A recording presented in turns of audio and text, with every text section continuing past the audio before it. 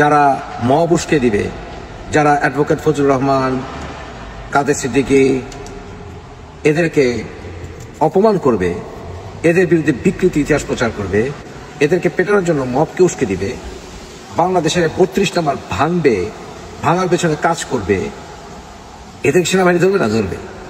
ইল্লু পিঙ্কুর জীবনে জীবনে বাংলাদেশে যাওয়া সাহস হবে না। আমি মুফাজ্জল ইসলাম যাব ইনশাআল্লাহ।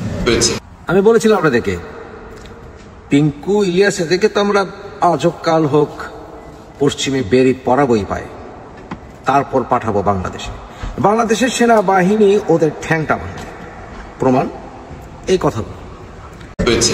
আমরা মুক্তিযোদ্ধাদেরকে সম্মান করি, শ্রদ্ধা করি, আমাদের অন্তরের অন্তরস্থল থেকেই শ্রদ্ধা করি, এবং এই শ্রদ্ধা সম্মান আগেও যেমন করতাম এখনও করি, ভবিষ্যতেও করব।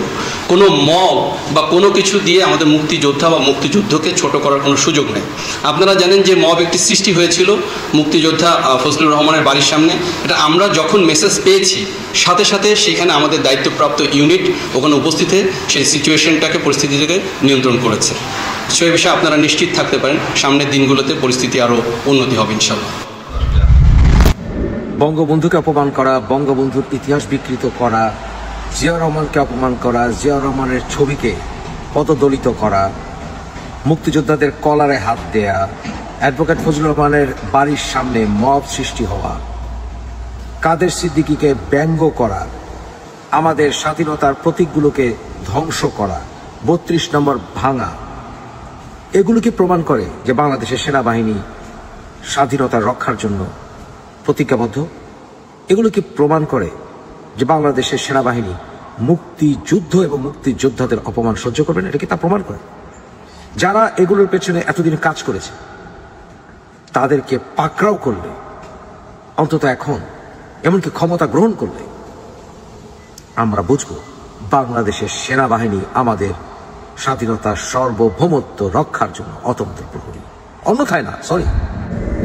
বাংলাদেশের সেনাবাহিনীকে ধন্যবাদ যে তারা তাদের অবস্থান পরিষ্কার করেছেন, কিন্তু আমার প্রশ্ন হচ্ছে মুক্তিযুদ্ধ এবং মুক্তিযোদ্ধাদেরকে ছোট করার ভেতরে তাদের বিরুদ্ধে অপপ্রচার এবং সেই অপপ্রচার যারা উস্কানি দেয়, বিকৃত ইতিহাস প্রচার করে, সেগুলো কি পড়ে না? মুক্তিযুদ্ধ আমাদের স্বাধীনতার ইতিহাসের সাথে সম্পৃক্ত। তাহলে মুক্তিযুদ্ধের সাথে কি বঙ্গবন্ধুর নাম, জিয়াউর রহমানের নাম জড়িত নয়? অ্যাডভোকেট ফজলুর রহমান, কাদের সিদ্দিকী বঙ্গবীর, ওনাদের নাম কি জড়িত না? লতিফ সিদ্দিকী, ওনাদের নাম কি জড়িত না? হাসানুল হক ইনু, রাশেদ খান মেনন, আমির হোসেন আমু, ওনাদের নাম কি মুক্তিযুদ্ধের ইতিহাসের সাথে জড়িত না? ব্যক্তিগত পর্যায়ে তাদের ভুলভ্রান্তি থাকতেই পারে, কিন্তু এর অর্থ কি এই যে তাদেরকে অপমান করার সুযোগ করে দেব যারা স্বাধীনতা বিরোধী তাদেরকে? যেমন আমির হোসেন আমু, হাসানুল হক ইনু, রাশেদ খান মেনন, তাদেরকে ছাড়া বাংলাদেশের স্বাধীনতা চিন্তা করা যায় না। তাহলে মুক্তিযোদ্ধা হিসাবে ন্যূনতম সম্মানটুকু পাওয়ার কি তারা যোগ্যতা রাখে না? তাদেরকে কি অন্তত মুক্তিযোদ্ধা হিসাবে জেল থেকে মুক্তি দেওয়া উচিত না? সিম্পল প্রশ্ন। আইন যদি চলে আইনের গতিতে, তাহলে অ্যাটলিস্ট তারা কি সুষ্ঠু বিচার পাওয়ার অধিকার রাখে না? বর্তমানে যে ক্যাঙ্গারু ট্রাইব্যুনাল চলছে, দেখা যায় তাজুলের মতো স্বাধীনতা বিরোধীদের উকিল প্রধান কৌশলী হিসেবে আছে, সেই বিচার কার্য কি প্রহসন না? তাহলে সেই বিচার কার্য চলতে দেওয়া হবে কেন? সিম্পল প্রশ্ন। A simple question requires a simple answer. যারা দেশ বিদেশ থেকে এই সকল মবকে উস্কে দিচ্ছে তাদের বিরুদ্ধে চাইলে আপনারা আন্তর্জাতিক মহলে আমরা যে অ্যাকশন নিচ্ছি আমাদের পাশে দাঁড়াতে পারেন। আপনাদের গভর্নমেন্ট এবং আর্মস ফোর্সের সহায়তা আমাদেরকে দিতে পারে। বাংলাদেশের স্বাধীনতা বিরোধীরা যখন মাথা চাড়া দিয়ে উঠেছে তাদেরকে আইডেন্টিফাই করে তাদের বিরুদ্ধে অ্যাকশন নিচ্ছেন না কেন?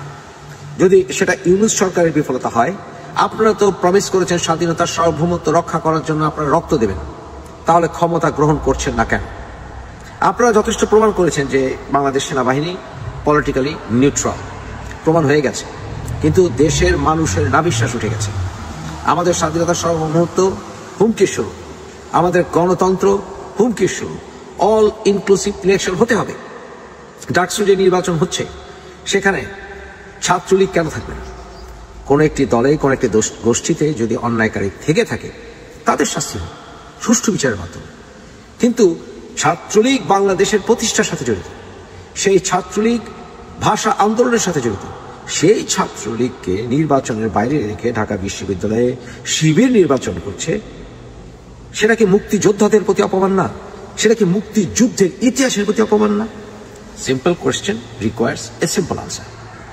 বাংলাদেশের সেনাবাহিনীর দায়িত্ব হচ্ছে ইমিডিয়েটলি ক্ষমতা গ্রহণ করে দ্রুত সুষ্ঠু নির্বাচনের আয়োজন করা, যেখানে সব দল অংশগ্রহণ করবে।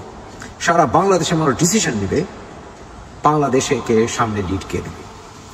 সুষ্ঠু নির্বাচনে যারাই লিড দেবে তাদেরকে জনগণ মেনে নেবে। এটাই তো গণতন্ত্র।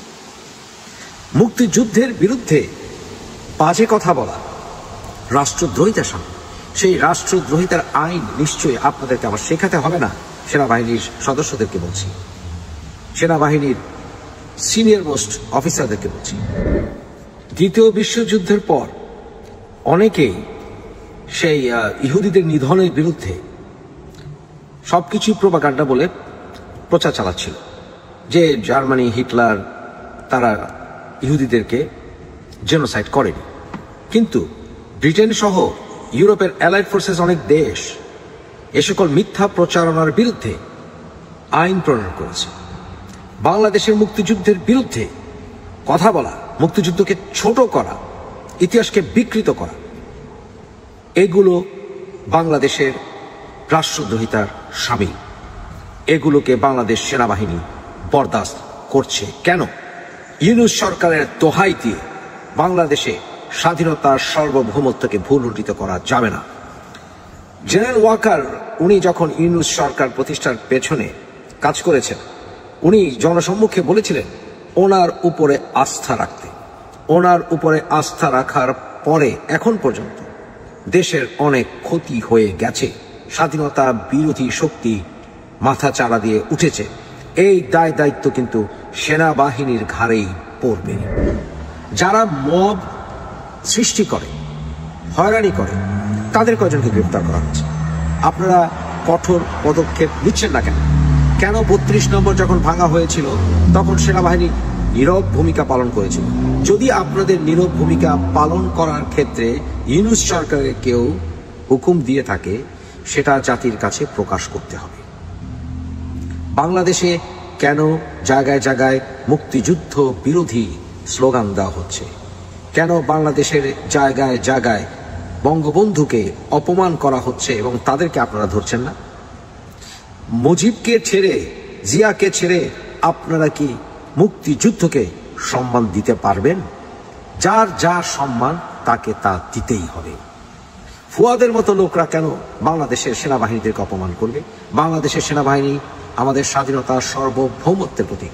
সেনাবাহিনীর সমালোচনা করা যেতেই পারে, কিন্তু যে ভাষায় বঙ্গবন্ধুকে, কাদের সিদ্দিকীকে, এনাদের বিরুদ্ধে আজে বাজে কথা বলে চলেছে এই ফুয়াদ শ্রেণীর মানুষরা অথবা এই পিঙ্কুর মতো মানুষরা, তাদের দোসর কারা আপনারা জানেন? তাদেরকে পাকড়াও করছেন না কেন? এই সকল হায়নার দাঁত ভেঙে দিন। তাদের কথায় যারা বাড়ির সামনে গিয়ে মব সৃষ্টি করে তাদেরকে পাকড়াও করুন। আপনারা তো অসংখ্য মানুষকে গ্রেপ্তার করেছেন, এদেরকে ছেড়ে দিচ্ছেন কেন? Simple questions require simple answer.